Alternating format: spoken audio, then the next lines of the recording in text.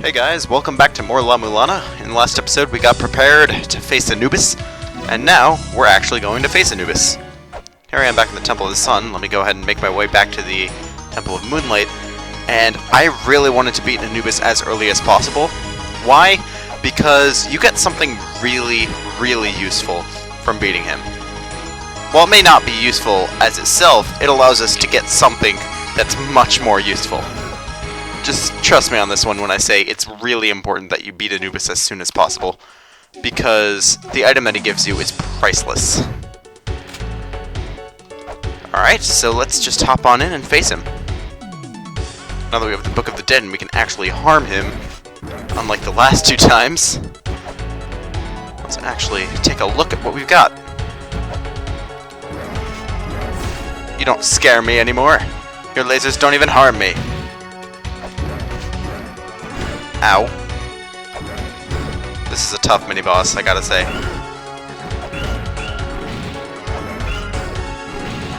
A good strategy is just kind of to fill up to full health, and then just jump at him and attack.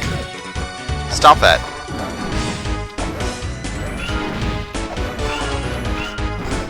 Ow. Come on, flip back over. If you ever get behind him, don't worry about it, he'll just flip over you. There we go. Easy as pie. So we do that and the chest opens and we get the Serpent Staff. Alright, 1 second. And there we have it. We've gotten the Serpent Staff. Now, if you remember, when we went up to the surface, and we were exploring around, we found that there was a certain mini-boss that was weak to the Serpent Staff. An Apple spokesperson, actually. And that would be Argus, the blue monster with a bunch of eyes. So, what we can do, first, if you take any of these usable items and show them to Zelput, he can tell you more about it, as this email no doubt tells us. Here we go. So, there are usable items that you can't really do anything with until you use them, and you can show him rare items or unfamiliar items, and he'll tell you about them. So let's show him this Serpent Staff. Yep, I know about him. Alright, we need to make an offering to the shrine, and we can't take it down without the Serpent Staff. Yeah, I will. Argus is actually really easy. As long as you have the Serpent Staff, you don't even have to use it, in fact. You can just wail away on him, and he'll take damage if you are equipped with the Serpent Staff. The Serpent Staff, bleh. And so, this makes him a really easy mini-boss, and essentially free money. And experience, but that's not as important. So let's make our way up to the top of the surface and see if we can beat an Argus. Oh, look at this! A life seal. Break that, and this will open up, giving us some money. Isn't that nice? So thoughtful of someone to just leave a chest of money lying around. I mean, really, who does this? Just makes a bunch of chests, fills them with cash prizes, and then puts clever little puzzles for archaeologists to solve and get some prize. I guess he feels bad for the underpaid status of archaeologists. I mean, there's not a lot of revenue that you can get from exploring some ruins. Let's see. Oh. Yeah, while you have an equipped item in your slot, you can't use the hand scanner because that's an equipped item. But all you have to do to beat him is just whip him in the torso. His weak point is the eye! Wait. Oh, shoot. I actually didn't do it right. So, as with many other mini-bosses, his weak point is his gigantic eye. Luckily, there are lots of those. There we go. That's all there is to it. Get some free money from doing that. We have a lot of money, actually. I should buy something. But up here is what you really want. Open this chest, and you get the feather. This, as you can see from the tooltip, allows us to double jump. It's really handy and allows us to do a lot more in the ruins. Let's see what Elder Zelput just told us. Yeah, I'm a thief. Alright, so we can double jump, and I will pay for my thievery one day. Exciting. So, what should we do now? I'm pretty much done with the Gate of Guidance and the Mausoleum of the Giants. Temple of the Sun is almost done too. Maybe I should go face the boss in the Spring in the Sky. Decisions. No, you know what? Now that I have the ability to double jump, we're going to go to the Mausoleum of the Giants and make our way over to the Graveyard of the Giants. And not get hit by a fist, hopefully. And through the backside door. We're in the graveyard. Welcome. Now, there are a couple things we can do now that we have the ability to double jump. First, I'm going to make my way down to the bottom section of the graveyard. Oh, you stupid ice wizard, I don't like you. No one likes you. Just go away. Alright, so now there are a couple things we can do. In fact, there's quite a few. Don't forget, Moo is the nameless one. Just reminding you there. That's going to be important a little bit later. But now, over here we have a block puzzle, and it may seem like you need to get the block onto here. However, that's actually impossible, considering there's this giant over it. Stand on that, that actually breaks. So that's not where we need to get it, and there's this laser blocking us from getting to this weight. So what do? Well, the answer is simple.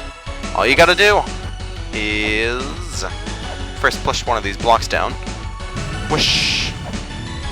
And then double jump up here to push the top one down, allowing you to easily push this one across and block the laser. Creative, right? Yeah. So doing this allows us access to this weight pedestal thing here. And there we go. Now, that we've done that, we can move over to the right and find something else. And additionally, the double jump allows us to do something a little bit unique in that we can do something like that. Break that, and we get the Spalder, or the Gauntlet. The Spalder is something different. The Gauntlet is actually one of the most important items in the game because it allows you to swing your weapons faster. Like this. Oh, that's fun. That's lots of fun. So that's really important to have. Another thing to note is that if you hit the wall in the middle of your jump, you can then treat it as a vertical jump and move back and forth at will. Now there's one other thing that I want to do in here now that we have the double jump. Now, I mean, the Gauntlet's nice and all, but there's something else that's much more important than that. Yes, I know, more important than an item I said was vital. I have my priorities straight. Don't judge me. And this Gauntlet is actually a perfect combination with the axe because it solves the main problem that the axe doesn't swing very quickly. So this makes the axe extremely effective. In fact, it means that you can swing the whip almost as fast as the knife. As you can see, the whip is now a lot faster. It increases the firing speed of pretty much every weapon you have. Why am I saying pretty much? It increases the firing speed of every weapon you have. Now, you can double jump through here to get to this weight. And that opens up this treasure chest, which contains Future Development Company. Now, this software will allow us, as Elder Zelpud will tell us... Oh, never mind. I don't have any NIGORO games on my laptop. Or do I? That's right. Death Valley, Mecha Remaster, and Mirai are all actual games made by NIGORO. In fact, the entire bottom two rows and Death Village, not Death Valley, are all NIGORO games. So that's 9 in all. I just tried to point at my screen to show you guys as if you can see that. Oh dear. That's unsettling. Well, now that Elder Zelpud is starting to creep me out, what Mirai will do, as it's called because Mirai is the Japanese word for future, will allow us... Here, let me get rid of something. Ah, jeez, I don't have enough room. If only there was a larger size of laptop that I could use. Whatever. That will allow us to warp into any backside areas that we have. So far, we haven't actually found the grail points for any of the backside areas yet, but we will in time. Now let's go back into the Tower of Ruin, where we've got some other stuff waiting for us. Namely, now that we can double jump, we can do some pretty nifty things. Don't fall for that trap. I've fell for it way too many times. Oh god. Everything is fire. Everything is fire. Let's just swim through lava and take minimal damage. And double jump. You can't double jump, actually, when you're coming out of a liquid. For some reason, it does not let you double jump. The game just doesn't like you doing that. Ooh, I'm low on health. This isn't great. Whatever. Let's continue up here. And now that we can double jump, finally, we're able to come up here and go this way. Let's see what this tablet says. Oh, I still have the Serpent Staff equipped. Hand scanner. Ooh. wonder if we're going to find a large clay doll which has a golden key. That would be nifty. Alright, now down here, you can whip this wall to break through to another room. Now, do you remember that tablet that said Moo is the nameless one? Well, do you remember those letters? It's this one, and then this one. Spells Moo and opens the treasure chest. Be like a cow and get the Ankh Jewel! So this is actually the Ankh Jewel for the Inferno Caverns, located in the Tower of Ruin, because the Tower of Ruin is the backside to the Inferno Caverns. Now, we can't fight the boss of the Inferno Cavern for a little while, not until we defeat the boss of the Spring in the Sky, but it's nice to have just for now. Ow.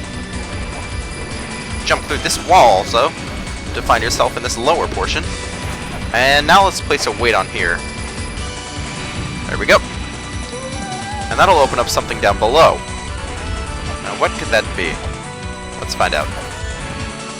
Make your way through this little gauntlet of stuff, and this thing will open up, getting us the Earth Spears. This is a sub-weapon that is only useful in a few choice situations, because it fires downward. Ooh, that's not important yet. Alright, so now that we have these Earth Spheres, or spears, not spheres, we can fire downward at this gargoyle thing, and this will allow us to push this pillar. Now we can climb down and continue on our merry way. However, down here we've got one of those eyes, but as you can see, this backside door isn't open yet. We've got another boss to beat before we can do so. But, also, if you look closely, you can see that the backside door has a number 4 on it instead of a number 5. That's because this backside door is actually triggered by the defeat of the Spring in the Skies boss, and not the one from the Inferno Cavern. We can't actually read that. The legible writing cannot be read. But maybe there's something we can do about that before I warp back to the surface to heal up. In fact, it's right here.